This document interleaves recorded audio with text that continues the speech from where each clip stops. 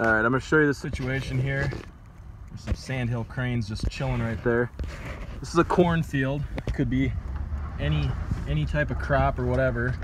And all the snow is melting, and it's been raining for 2 days. This is just rain and snow melt for 2 days. Now this is a special situation.